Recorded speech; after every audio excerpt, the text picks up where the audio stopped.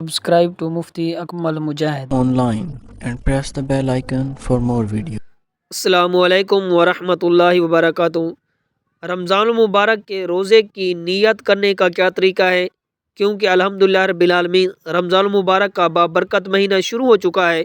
بہت سارے لوگ جو ہیں اس حوالے سے بار بار پوچھے جا رہے ہیں کہ رمضان کے روزے کی نیت بتا دیجئے، رمضان کے روزے کی نیت کرنے کا کیا طریقہ ہے؟ تو یہ بہت ہی اہم مسئلہ ہے، آپ کے ساتھ شیئر کر رہا ہوں، کیونکہ سامعین مکرم نیت کرنا جو ہے یہ بہت ہی ضروری ہے۔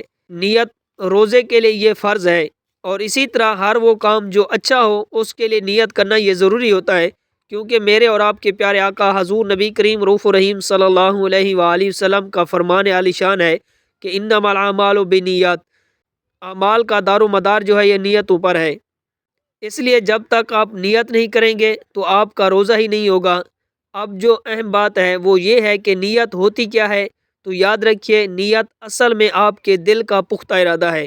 اس لیے جب آپ نے دل میں ارادہ کر لیا تو بس یہی نیت ہی کافی ہے، اور زبان سے الفاظ ادا کر کے نیت کرنا، جیسا کہ یہ دعا پڑھی جاتی ہے وَبِصَوْمِ غَدٍ نَزَيْتُ مِنْ شَهْرِ رمضان، تو اس کا پڑھنا بھی کوئی ضروری نہیں ہے۔ اگر آپ نے دل میں ارادہ کر لیا کہ میں روزہ رکھنے لگا ہوں، آج میرا روزہ ہے، میں نے روزے کی نیت کی، تو اتنا دل میں ارادہ کر لیا تب بھی یہ نیت آپ کی درست ہے۔